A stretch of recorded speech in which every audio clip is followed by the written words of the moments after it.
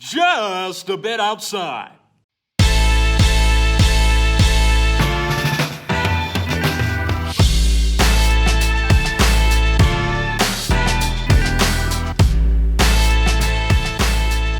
Welcome into another edition of Nate Hit the Foul Pole. This is our first official Birdland Rewind. We had another episode where we went back to the 2012 playoff game to see if Nate McLeod did indeed hit the foul pole. So if you want to look back through our archives, you can see that. But I just want to welcome in my co-host, Zack Goodman. Zack, how are you doing today? I'm doing good, and we have Jordan Katz here as well, and he's making his second appearance on the podcast. He's already been on here to talk baseball before, so Jordan, welcome back. Hello, honored to be here once again. Glad to have you back, glad to have you. How have you been holding up in the past last spoke with you? I got pretty mad at MLB The Show today. I was doing the showdown mode, and struggled with that, but other than that, doing well, just playing lots of video games, watching baseball games from 2016, and then recording podcasts about it. You know, normal stuff. Fair enough. Yeah, I was watching a little bit of the MLB The Show Players League today on ESPN. I think, like, when Robert Flores is on, nothing against him, but I think it kind of takes away to have, like, a commentator. I just want to hear, like, the players banter, you know? Mm-hmm. Yeah, it's all about the players, and they try to make it about other things, but, you know, it's still a good series. Yeah. And Blake Snell crowned winner today, so that's... Spoilers, dude. I DVR'd it. Well, I'm just kidding. Sorry for everyone watching this, and I just spoiled the entire Players League. I'm so sorry, but if you didn't hear, Dwight Smith Jr. lost, so that's depressing. But you know, he did win the manager award. They gave out like awards, like it was like Dwight Smith Jr. did win that for doing the best job with your roster, which kind of felt like he should have been the runaway winner for that, anyways. Mm-hmm. I mean, he was pretty great. I think I voted his name for every single category because why wouldn't I? I mean, yeah, he's the best. I mean, that's the whole point of All-Star voting. That's how contact. No, I mean, every All-Star game, I just vote every Oriole in. I mean, I vote Chris Davis. He's hitting 165, and I'm voting him into the All-Star game. But that's just what we do. So we're going to dive into a game from 2016 as Jordan. This is the infamous Hyun-Soo Kim home run game to go ahead in the ninth inning. So, fellas, let's dive right into it. Yeah, Jordan, if you want to give a little bit of background on Hyun-Soo and his career in Baltimore, go ahead. So, yeah, Hyun-Soo arrived in 2016, and he had a not particularly good spring training, which obviously didn't fill people with a lot of confidence. He finished spring training with a 178 average and a 402 OPS in 45 at-bats, and this was concerning by itself, but it was made more concerning by another outfielder who was competing to make the team, named Joey Rickard. Joey Rickard in spring training had a much better 397 average and had an OPS of over 1,000. So going into the season, there was sort of this comparison of, okay, we've got Joey Rickard from, I'm pretty sure it was Rule 5, and they got Kim from Korea. And it was, okay, who's going to get playing time? We've got Adam Jones, we've got Trumbo, but left field is totally up for grabs. And so the Orioles wanted to send him down to Norfolk on March 29th before the season. Dan Duquette said Kim is not likely to make the Orioles opening day roster, but the contract that Kim signed was he controlled if he got demoted, and he said, nope, you're not going to demote me. So he was on the opening day roster, whether or not the Orioles wanted him to be. And he got a mixed reaction at opening day because fans were frustrated that this guy, who didn't seem like he was handling MLB pitching in spring training, was on the roster. So, what did he do? He had a great start. In his first 37 plate appearances, he batted .438. Never once did he have his batting average drop below 300. He admittedly wasn't providing a ton of power, but he was getting on base at a pretty good rate. He was a reliable contact hitter. And with the Orioles roster being a lot of boom or bust guys, it was nice to have one guy that you could count on to, just regularly slap a single. Yeah, Kim was a contact hitter, and that's what that was his entire career. And the reason why this game is I think so significant is because this is one of the few home runs he actually hit for us. And this game hits a long home run. It's a go-ahead home run, kind of puts the Orioles over the hump into the playoffs, and we'd obviously lose to Toronto a few days later. But yeah, Kim, I think, was a very beloved player after the whole spring training and opening day booing thing went down, and he actually became a very beloved player. You saw tons of Twitter parody accounts come up, and there's Kim's translator and Hyun-Soo Rays fan and all these different Twitter accounts that bear his name. So he was a very beloved guy, and Joey Rickard was too, and I think I want to get into him a little bit later. But Hyun-Soo was, people loved him. Yeah, I think you guys touched on it pretty well. I mean, there's very few players that come to Baltimore and have a big impact if they only play a year or two, and I feel like Nelson Cruz did that, and maybe not production wise, but Hyun-Soo Kim did that to a certain extent. Just winning the hearts of Orioles fans, and this game was probably a shining moment as an Oriole. It actually definitely was. I don't know why I said that, it was just it's that clutch aspect to him. He came in as pinch hitter a lot of games. This wasn't the only occasion, and he was somebody kind of like Delman Young 2 years earlier, where you felt somewhat confident if he came up to the plate. So. Yeah, this was a team that was built for power. I mean, Trumbo hit 47 home runs this year. Davis hit 38. It was a powerful team. It was the third year in a row where one of the Orioles players had won the home run title. So, they were hitting a lot of home runs, and Kim was a guy who would just get on base, high OBP, would walk a lot. He walked almost as much as he struck out, which is, fantastic in the major leagues. And he was just a pure contact hitter, which I think a lot of the guys who come from the Asian countries and the Asian leagues, they're mainly contact hitters, and they do have the ability to get on base, and that's what Kim was. And he became really good, hit .302 for us in his first year here. And I remember there was a Twitter meltdown in 2017 when he got traded for Jeremy Hellickson, and rightfully so. But there was a Twitter meltdown from about every Orioles fan. They blew up. That's how beloved he was here. So diving into this game a little bit, it started out, and the starting pitchers were Chris Tillman and Francisco Liriano. Not necessarily when you think of Liriano do you think of a guy with A+ stuff. He's a guy that came into that game with a 4.88 ERA, which is not too great, but I guess that's kind of par for the course for the AL East. But just talk about what you guys saw out of Liriano in that game. Am I going first? Yeah, sure, go ahead. Sure, go ahead. Liriano was part of a problem the Orioles had the entire year, where they were really bad against left-handed pitching.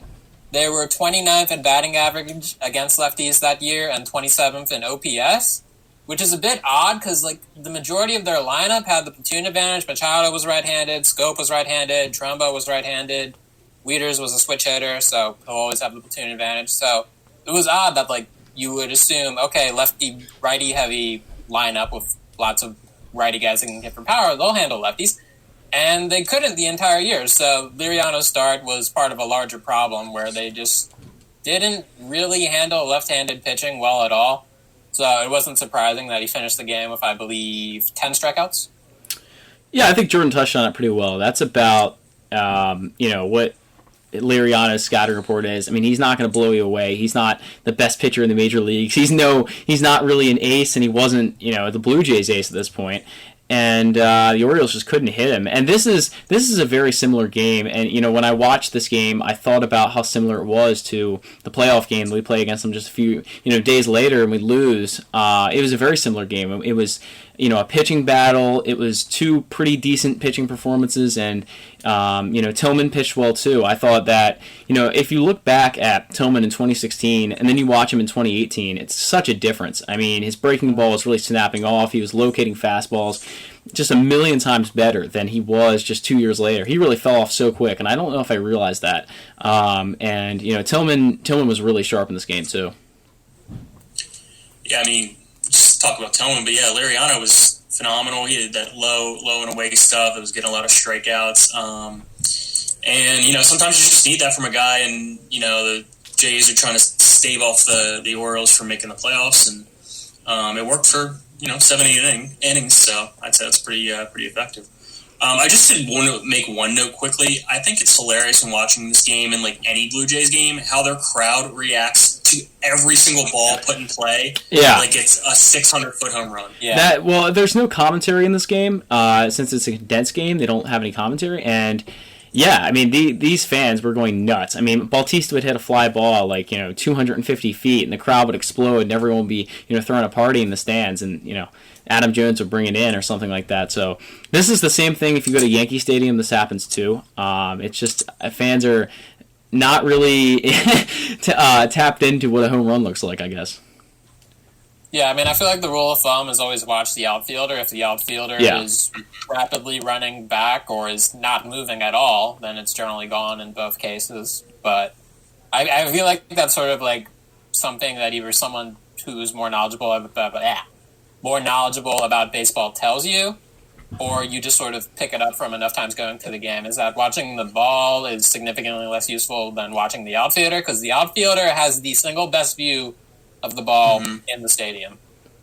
Yeah, and generally every ball hit high looks like a home run at first. I mean, if you're just staring at the ball against the ceiling in this case in Rogers Center, I mean, it's going to look like a home run, but it dies pretty quick, and then it's a 250-foot flyout. So yeah, definitely watching the outfielder is most important. Yeah, I think it's evident how insane the turf is in this game. Like a lot of those high hops, a lot of the outfielders or infielders are having trouble with on both teams. Just absolutely ridiculous idea for a baseball stadium. But I'm just droning on here. Any other notes you have here in the middle innings, guys, that before we get to the big home run? I just want to talk about... Yeah. Go ahead, Jordan.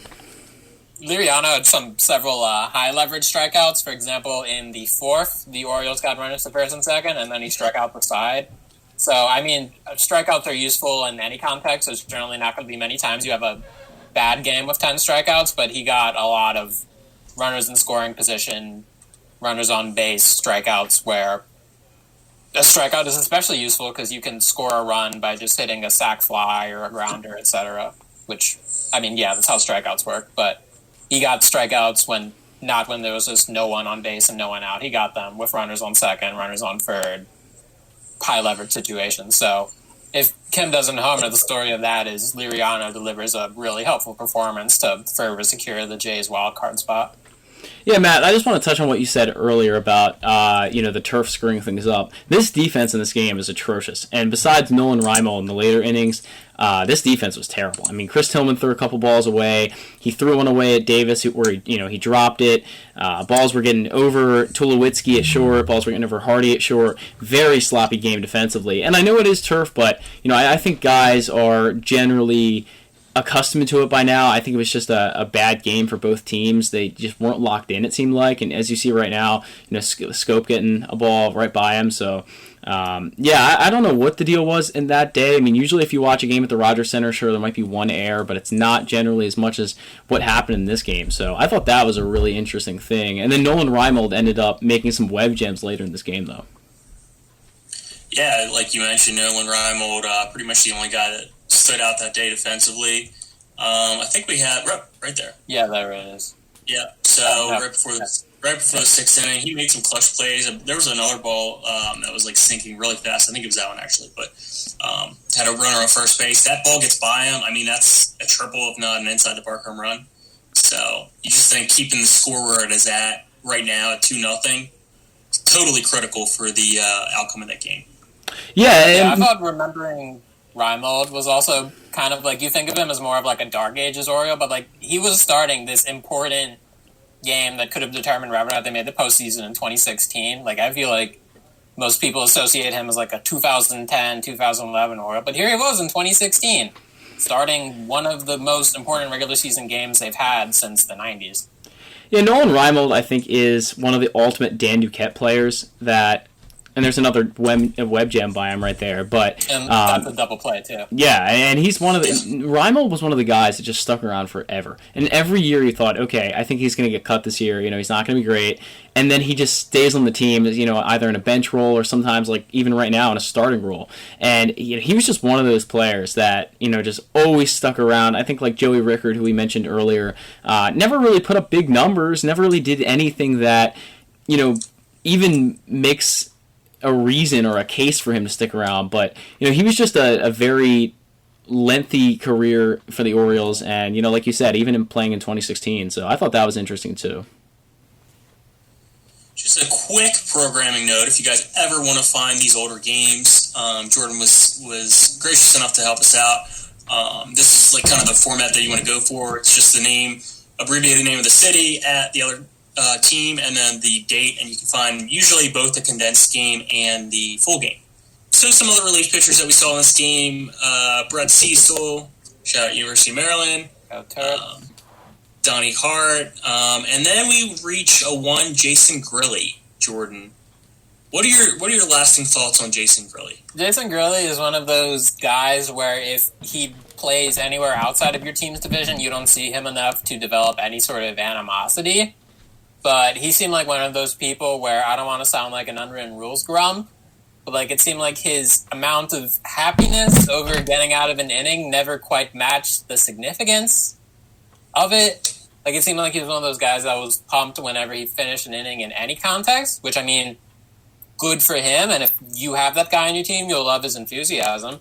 But if you're seeing him, like, 10 times a year, and he's excited for a 1-2 inning when you're already leading 6-2 in the 7th inning, like, let's pump the brakes here. I'm all for a celebration, but let's consider the leverage. Let's consider the importance of those outs. Let's calm down.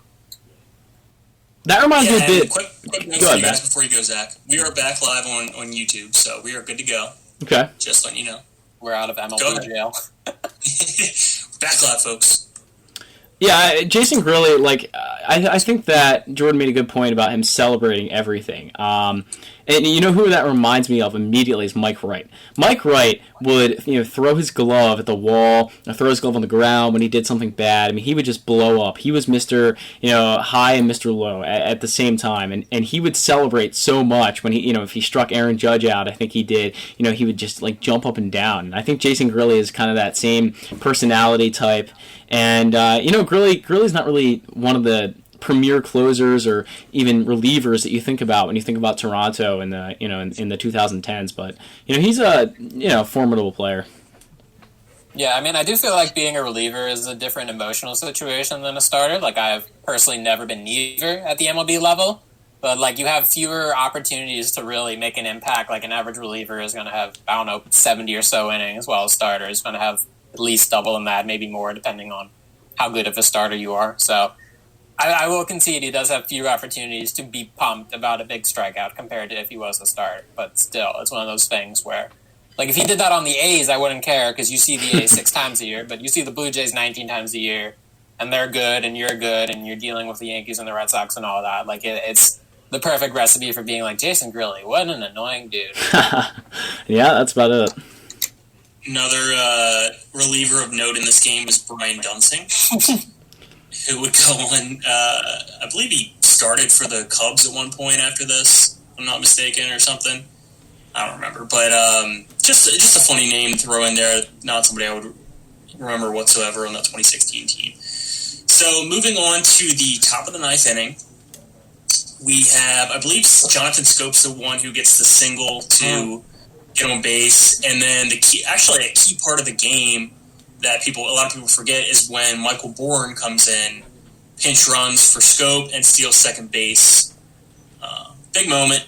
And then, of course, we come to Hyun-Soo Kim, the pinch hitter, and he hits one off noted bad guy, Roberto Ozuna. And I believe the call from Gary Thorne says he got it over his head. He didn't think it was a home run. What were your guys' first reaction when you saw the outfielder backing up? Go ahead, Jordan.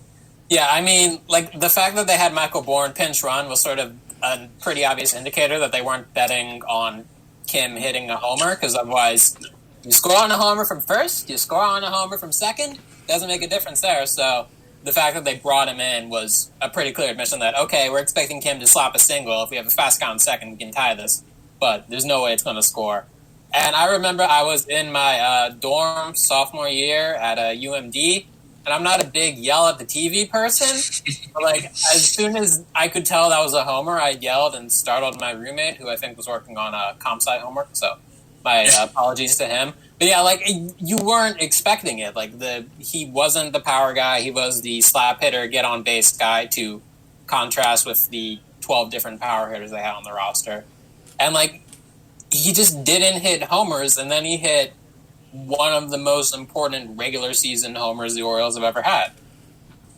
Yeah, and I want to make a quick note of Michael Bourne because, obviously acquired a little bit at the trade deadline, and then, he was just an important player for us down the stretch, and I think he'll go unnoticed, for a lot of fans. I don't think a lot of people remember him, but it was him and Drew Stubbs that were acquired, and they were both kind of that speed outfielder. Bourne could play a little bit of center, and Stubbs could play the corners.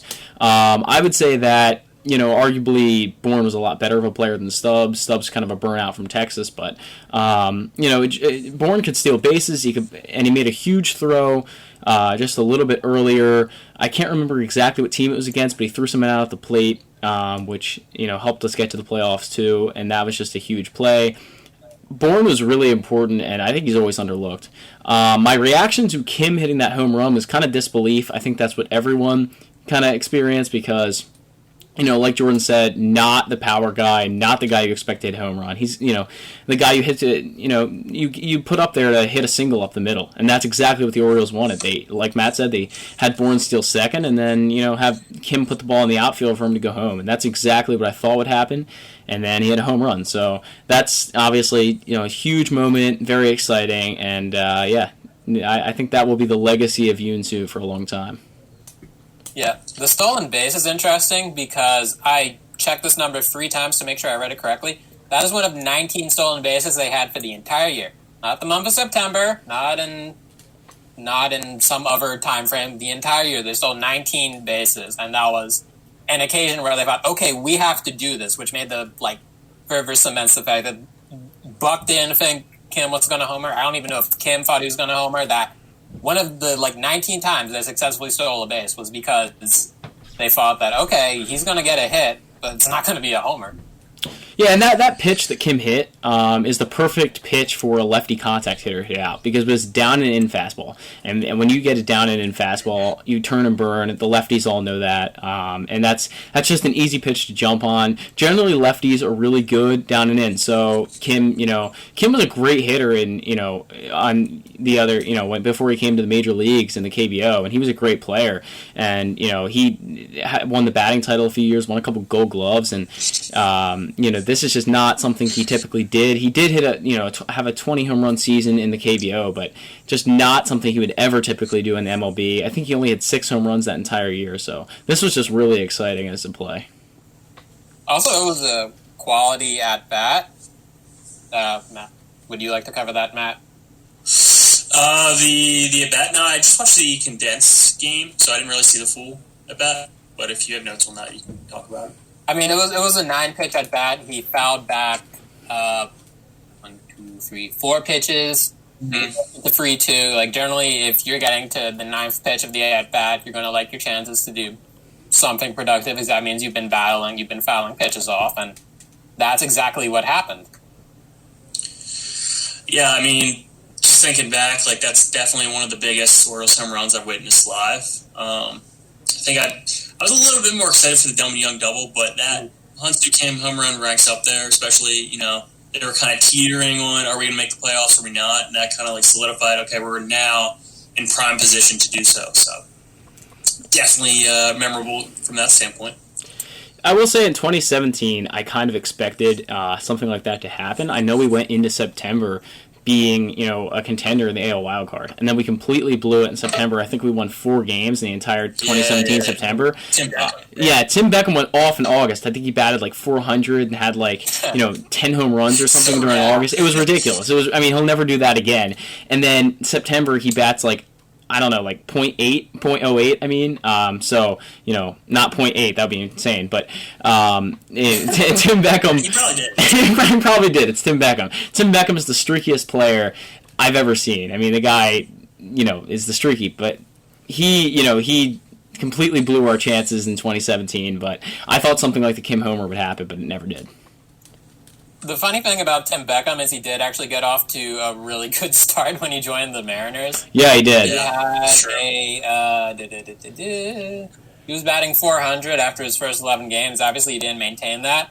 He won AL Player of the Month, I believe. Yeah, like, I respect his commitment that for 2 different teams he joined them and then had like the most absurd hot streak ever and then eventually cooled down. Like I feel like most people would do the opposite, new surroundings, new team. It was like, oh cool, new stadium, he blew up. Great, I'm going to become Barry Bonds. I saw Mariners fans all over Twitter saying that he was, going to be their best player and he was going to win AL MVP, and I was like, well, pump the brakes, because we've seen this before as Orioles fans. Yeah, I think I remember Mina Kimes from ESPN, because she's a Seattle sports fan. She's like, this is now Tim Beckham fan account or whatever. It's great stuff. So moving on and finishing up with the game, the bottom of the 9th inning. This is actually Zack Britton's 47th save. So that would complete the 47 for 47 perfect save season. And it's a little precursor to what would happen a week later. If we want to talk about how this game set up the next week and after that. Go ahead, Jordan. Yeah, I mean, everyone has 10,000 different jokes. He didn't pitch, yada, yada, yada. But, like, that's the difference between having the lead and not having the lead in terms of how Buck approached it. Yeah, I mean, I wouldn't say that the decision by Buck to not bring in Britton is the worst decision ever, and I'm going to make my case for that because, I don't know if we would have won that game anyway. Our friend Justin Labor was telling us the other day that, it was a 2-2 tied game. So the Orioles had no offense in that game. They've had no offense in the last few games, including this one in the Kim game. And Trumbo was their only source of offense in these 2 games, and who knows if they would have, wasted Zack Britton. I mean, he could have come in and pitched a clean inning, and then we didn't get any runs. So I do defend Buck there. The reason I won't defend Buck is because he did put in arguably one of the worst pitchers in Oriole history, Ubaldo Jimenez, and he blew it. And it's a sore spot. It's gonna hurt for a while. The thing with Ubaldo, I went from being like an unironic backwards. I went from being like an ironic Ubaldo fan to like earnestly kind of liking what he did as an Orioles. Like he was really good that last month, but the main issue was he had bad first innings, which is the worst inning to have if you're going to use a starter as a reliever. I was the idiot who bought, I think it was signed in 2014 or 2015. I don't remember which. I think it's 14, yeah. Yeah, I think that's right. I was the idiot who bought the U Baltimore shirt, like t-shirt. I think I still have it. Well, never burned it. It's a timepiece, I can hold on to it for a while, sell it. Maybe we can appreciate Ubaldo a little bit more now because we see all of the horrible pitchers that are on the Orioles now that might even be worse than Ubaldo. And it's hard to do that, but I think there are some worse players. Like, I mean, if you look up and down our roster, maybe a guy like Jimmy Yacobonis is even worse than Ubaldo. So, I mean, he's gone now, but I'm just saying, like, there are a lot of players that have gone through our team in the past year and a half that are even worse. So, but the problem with Ubaldo is, we signed him to a 4-year huge deal. So that's more the issue here, and that, he did blow our game in 2016. All right, so moving on to how this would affect the rest of the season and postseason. Obviously, we talked about how the game was blown against the Blue Jays, but I do want to say, if the Orioles hadn't lost that game to the, hold on, as I pull it up here, to the Blue Jays, we wouldn't have had the Ruben and Odor punching Jose Bautista moment. True. So, I'm looking at the silver lining here. But I feel like there's also the scenario where they make it to the ALCS and then they get completely shut down by Andrew Miller, and then everyone spends the entire offseason absolutely furious they didn't bring him back after 2014. That's a thought that has entered my head semi-regularly, especially because we already established they were terrible against left-handed pitching that year, and Miller was probably the best left-handed reliever in baseball for that entire postseason. So I feel like they would have gotten past the Rangers because I remember the Rangers had like a 2012 type Orioles season of a ridiculous amount of like 1-run wins that admittedly kind of fluky, but I feel like the doomsday scenario would have been you lose to Andrew Miller, who was part of your previous title contender, and then the entire fan base just spends the entire offseason mad that they didn't bring him back. So I would have preferred they won the wild card game, but also the agony of being shut down by Andrew Miller like for 4 or 5 games also wouldn't have been that fun. Yeah, I mean, I don't know if we would have won. I mean, the Orioles don't have a great history in the past few years of winning in the playoffs. Got swept by Kansas City in 2014, lost in 2012, lost in 2016 now. So, I mean, we don't have a great history, and we probably wouldn't have gone that far, but it's always nice to win the wild card game because, just get you over the hump to at least get to the ALDS. And, but it is what it is, and I think it's a sore spot. It's going to hurt for a while, and even if we don't make the playoffs for another 3 or 4 years, whenever this rebuild comes to an end and we make the playoffs again, I think then the sore spot might go away. Oh, I also did think about if they somehow actually win the AL and you assume the NL goes as planned. Imagine if the Orioles didn't make their first World Series since 1983 after all of the losing seasons. No one is rooting for them because they're playing the Cubs. Like, that would have... That's true. It would have been great if they won the pennant, but can you imagine if the Orioles make the World Series and no one is rooting for them, the team that would have won the pennant for the first time in 30-plus years? I'm not going to complain about winning the pennant, but whenever they win the pennant, I would prefer it would be against where they're not facing a team in the NL that everyone is rooting for them to break the most famous curse in sports history. Listen, I heard that in college in 2014 when we played Kansas City. They're like, yeah, but the Kansas Orioles haven't won in so long. I'm like, they won in '85. What are you talking about? Yeah, that was weird. It's like the Orioles had gone forever without winning the World Series, winning the pennant, but they had more recent playoff appearances. So it was a weird dynamic of which do you measure as long suffering, having a winning record or getting an actual World Series? Well, it's been a long time now. Narrative and being miffed. It's been a long time now, so we're due. Adley Rutschman World Series MVP in 2023 or 4. We'll see. I think Matt's questioning it, but hey, it's gonna happen. It's gonna happen. Mike Elias he's laid out the plan. It's gonna happen. But another note after this 2016 game, I think Jordan, you were gonna bring this up, but there are a lot of players on both teams that are now gone. I mean, these teams are so different from where they were. Adam Jones, Mark Trumbo. Hyun-Soo, all gone. I mean, on the Blue Jay side, Donaldson, Bautista, it's a very changed landscape in the AL East, and there was a few players that are still on the team, like Trey Mancini was making his Major League debut just a few weeks earlier before that Blue Jays game, and Mancini got a little playoff taste with the playoff game there, but really a changed landscape after this game. Yeah, I feel like any roster is going to have a decent amount of turnover in 4 years, but you can compare it to the Indians and the Cubs who played in the World Series. The Indians still have Santana, Lindor, Ramirez, Carrasco. They don't have Kluber anymore, but you can point to the two teams that made the World Series still have a decent amount of their core in place. The Cubs still have Bryant, Rizzo, Lester, Kyle Hendricks. He went to Dartmouth, So, it's interesting looking at the teams that made the World Series have still maintained, several of their key players. And I would really argue that hurts them because, the Cubs are not that good. The Indians are really not that good. The Indians got beaten by the Orioles 13-0 two nights in a row last year. So neither team has worked out that well after they made the World Series in 2016. So, maybe it was better for the Orioles to lose all these players. Maybe, if we keep these veterans around for 2017, everyone, that we had in 2016, it might have gone a little bit better or worse. Who knows? But, we built the farm up to where it is now. So I think we made the right move. Yeah, knowing when to blow it up is a separate discussion, but it is funny seeing that Jay's core is gone, the Orioles' core is gone, but the two teams that made the World Series still have both kept 3 or 4 stars from their roster.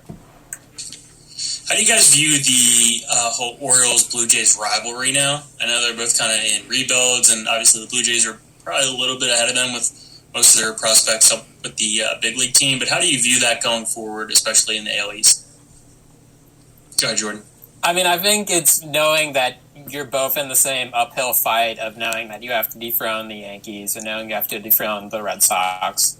And I feel like there's a mutual respect almost knowing that any time that the Yankees or the Red Sox don't win the AL East, that's ultimately the ideal outcome. You'd obviously prefer it's the Orioles instead of the Rays or the Blue Jays, but I feel like there's an understanding between both fan bases that it's better if one of us are making it as compared to seeing a Red Sox-Yankees ALCS or a Red Sox-Yankees ALDS. So I feel like there's some hatred, but there's also sort of if we're in contention and the Yankees and the Red Sox aren't, that's the ideal outcome, which is what we had in 2014, where I think the Jays finished second in the division, and in 2016 where the Yankees didn't make it, but the Red Sox won the division. So there's definitely a rivalry, but it's also sort of like I would much rather be competing with the Jays for the AL East from 2023 to 2027, knowing that the Red Sox and the Yankees aren't doing it. Yeah. Yeah, I kind of see it the same way. I like what you said about the uphill battle. I mean, that's everyone wants to dethrone the Yankees or the Red Sox. I mean, I'd much rather see the Rays or the Jays win than the Red Sox or the Yankees, and that's just the nature of the game. And I think that's what every fan across entire Major League Baseball thinks. But I also tend to judge a team by its fans, and I tend to judge rivalries by fans because I think that's always a good way to judge it. I mean, let's be honest, a player like Hyun-Soo Kim who had a beer thrown on him should not like Blue Jays fans. So get me fired up. Yeah, I mean, there's definitely been some problems. I mean, the Red Sox threw at Manny Machado a few years ago. We've had our quarrels with every single team in this division. I can't say that I hate the Jays more than any other team. That wouldn't be true. I would say I generally hate the Yankees more than anyone else. But this rivalry is definitely not as hot as it used to be because both teams are kind of in the cellar right now. I think that the Jays won't win too many games this year, even with Bo Bichette and Vlad Guerrero and Kevin Biggio and all these players coming up through their farm system. But it's an uphill battle, and we're both working on building up these farm systems into our major leagues, and building these elite talent pipelines that are going to get us back to maybe playing a wild card game in a few years.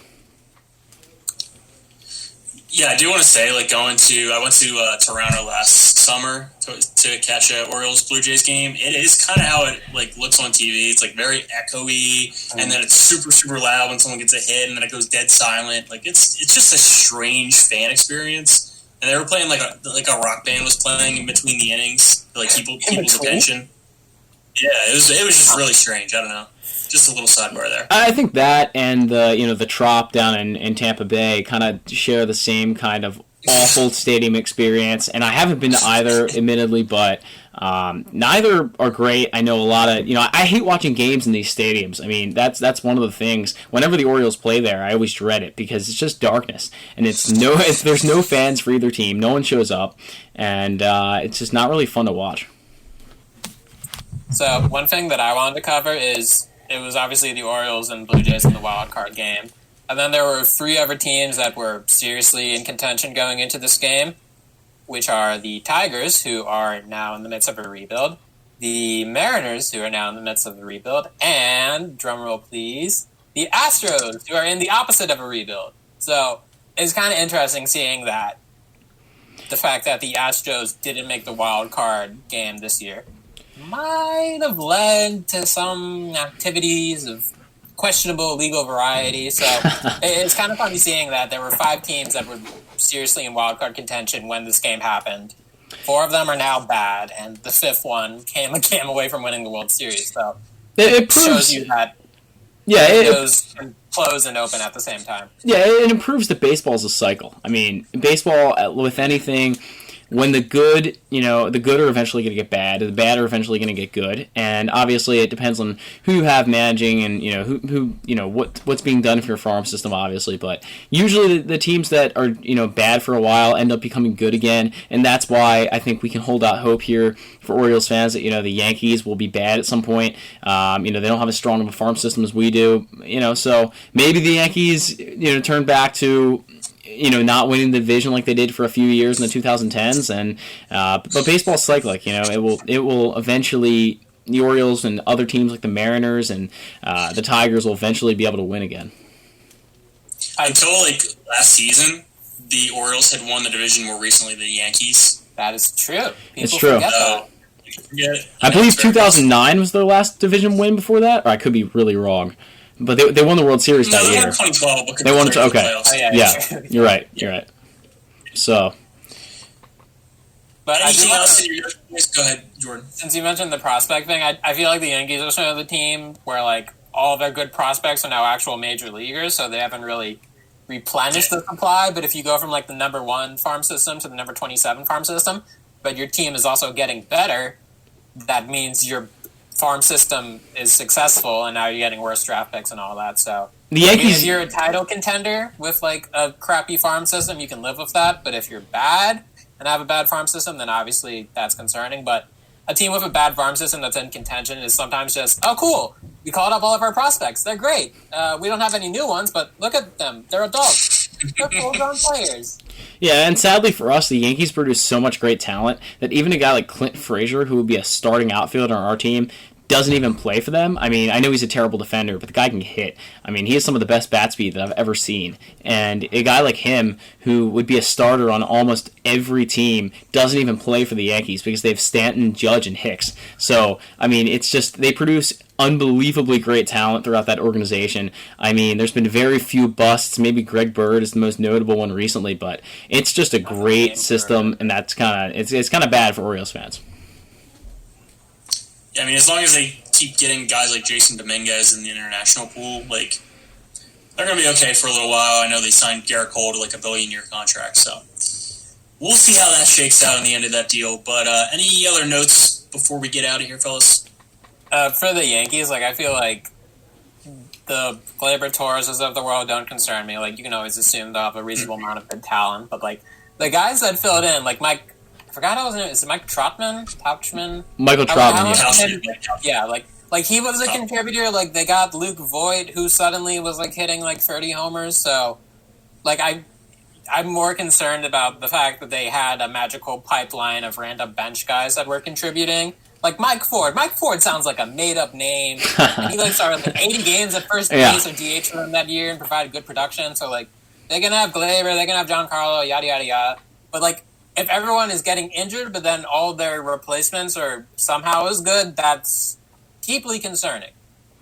It is. Sounds like a used car salesman. Mike Ford. Mike Ford. And I think that's a good note to end the podcast on.